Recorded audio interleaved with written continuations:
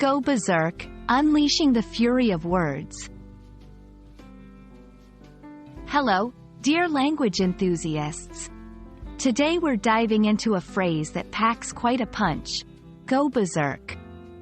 Have you ever come across it in a book, movie, or conversation and wondered what it truly means? It's a fascinating expression that adds flair to the English language, and by the end of this video, you'll not only understand it but also be able to use it like a native speaker. Let's unleash the meaning together. The phrase, go berserk, has a storied past. It originates from the Norse warriors known as berserkers who fought with a trance-like fury. These warriors were known for their wild behavior in battle, often not wearing armor and displaying a ferocious fighting spirit. To go berserk, then, draws from this imagery of losing control and becoming wildly aggressive or excited. In contemporary usage, go berserk doesn't usually mean to go into battle without armor. Instead, it refers to someone losing their temper in a very noticeable way. It can describe someone who is becoming very angry, or even wildly excited and enthusiastic about something. Importantly, it suggests a loss of control, much like the original berserkers. Understanding when to use this phrase is key. Go berserk is often used in a colloquial and informal context.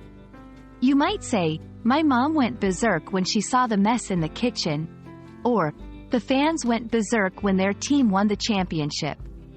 It's a vivid way to describe someone's reaction that is extreme and full of energy. Let's see how go berserk fits into some sentences. When the boss found out about the lost contract, he went berserk. The crowd went berserk as the concert started. My cat goes berserk every time I bring out her treats.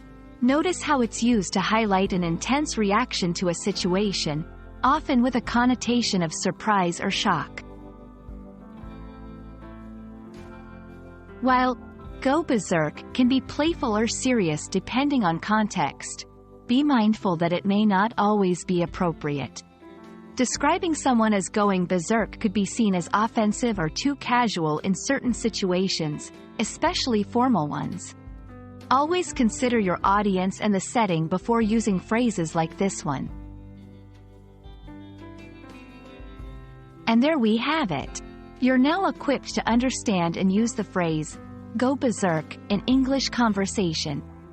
It's a powerful expression that should be used with care, but it can add a lot of color to your language.